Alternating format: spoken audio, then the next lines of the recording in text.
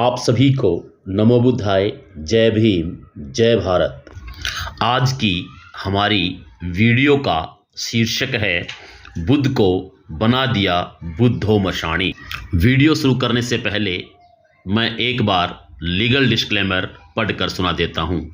मैं यह वीडियो समाज को केवल सामान्य जानकारी देने के उद्देश्य से बना रहा हूँ। किसी व्यक्ति, समाज, जाति, धर्म, वंश व परंपरा को नीचा दिखाने या उनकी भावनाओं को ठेस पहुंचाने के लिए नहीं।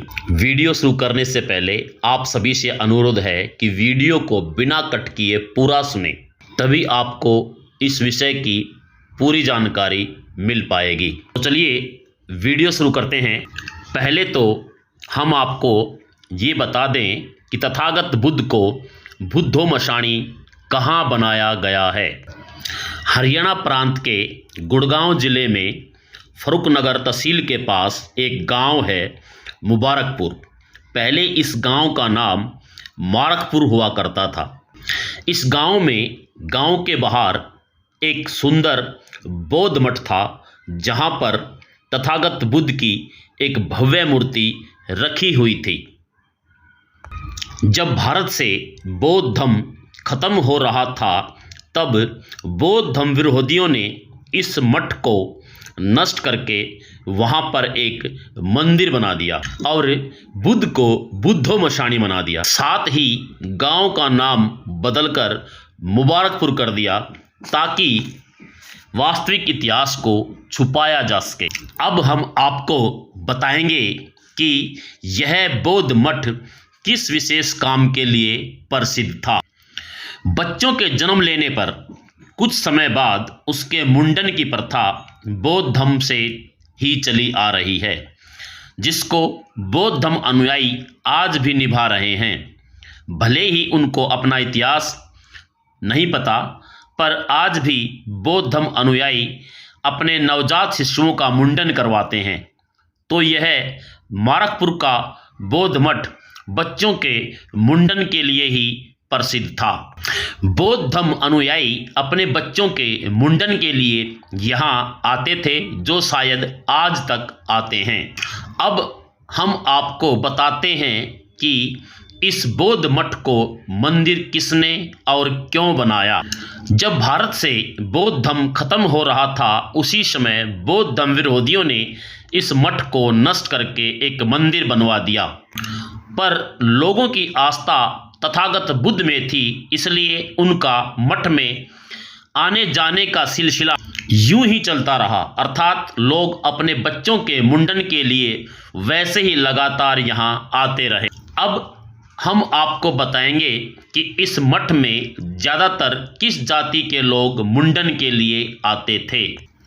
इस मठ में शुरू से ही SC, ST, OBC के लोग अपने बच्चों के मुंडन के लिए आते रहे हैं, क्योंकि ये सभी तथागत बुद्ध को ही मानते थे और बौद्ध धर्म में अपनी आस्था रखते थे।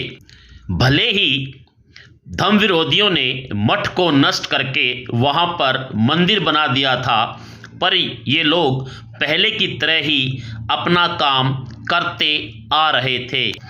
अब हम आपको बताएंगे कि आज वहाँ पर आने वाले लोग पूड़े पापड़ी, प्रसाद, रुपए पैसों के साथ साथ पशुओं की बलि भी करते हैं। ये सब कैसे और कब से शुरू हुआ। यहाँ मठ में बहुत सारे भिक्षु लोग भी रहते थे, जो जब भी बौद्ध अनुयायी अपने बच्चों के मुंडन के लिए यहाँ आते, वे अपने साथ भी यहाँ मठ में बहुत सारे भिक्षु लोग भी रहते थे। तो जब भी अनुयायी अपने बच्चों के मुंडन के लिए यहाँ आते थे, वे अपने साथ भिक्षुओं के लिए खाने पीने का सामान लेकर जरूर आते थे और श्रद्धानुसार मठ को दान भी देते थे। लेकिन जब मठ को नष्ट करके भगवान बुद्ध को बुद्धो मशाणी बनाया गया, तो भी यहाँ पर लोगों का आना जाना कम नहीं हुआ। परंपरा के अनुसार लोगों का आना जाना वैसे ही लगा रहा।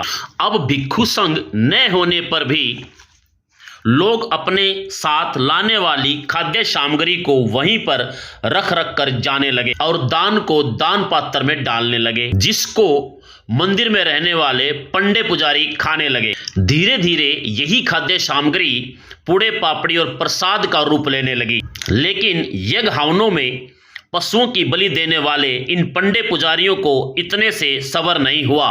उन्होंने स्वयं ही बुद्धोमशानी को पशु बलि देनी शुरू कर दी, जिसकी देखा देखी कुछ बुद्ध अनुयायी भी इस कार्य में लग गए और बुद्ध से बनी बुद्धोमशानी को बकरा, मेंढा, सूअर, मुर्गा आदि पशुओं की बलि देने लगे। धीरे धीरे इस प्रथा को बल मिला और बुद्ध पूरी तरह से बुद्धोमशानी बन गए। अब हम आपको बताएंगे कि आज उस बौद्ध मठ या मंदिर का स्वरूप कैसा है। समय अनुसार उस क्षेत्र के बौद्ध अनुयायी रोजी रोटी के लिए दूर शहरों में चले गए। घर गृहस्थी व कार्य में व्यस्त होने के कारण उन लोगों ने यहाँ आना कम कर दिया और इसके बदले जहाँ वे रहते थे उसी क्षेत्र में बुद्धोमशानी का थान बनाकर उसको पूजने लगे। अब वे लोग बुद्ध को पूरी तरह से भूल चुके थे। लोगों का यहाँ पर आना जाना कम हुआ तो दान दक्षिणा भी कम हो गई, जिसके चलते यहाँ रहने वाले पंडे पुजारी भी यहाँ से प्रस्थान कर गए। जब पंडे पुजारी यहाँ से निकल गए तो एक जाट समाज का परिवार, जिसकी जमीन पर वह मंदिर बना हुआ था, अपना मालिकाना हक लेकर आ गया और मंदिर पर अपना कब्जा कर लिया।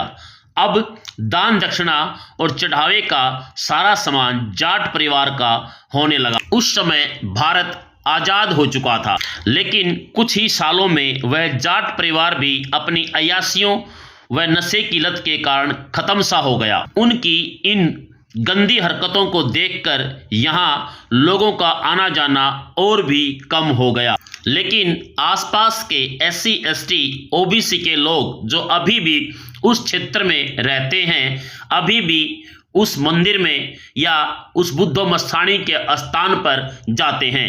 अब वे तथागत बुद्ध को पूरी तरह से भूल चुके हैं और अब वहाँ मंदिर के नाम पर केवल एक छोटी सी मंडी बनी हुई है। बौद्ध मठ से मंदिर और मंदिर से मंडी तक का ये सफ़र आपको कैसा लगा, हमें कमेंट में लिखकर ज़रूर बताना। और अंत में मैं अपने नागवंशी बहुजन भाइयों से ये प्रार्थना करूँगा कि अपने तथागत बुद्ध के असली स्वरूप को पहचानिए तथा उनके नाम पर दी जाने वाली पशु बलि को बंद कीजिए। अपने अंदर के डर को निकालिए, क्योंकि डर के आगे जीत है। नमो बुद्धाय। जय भारत।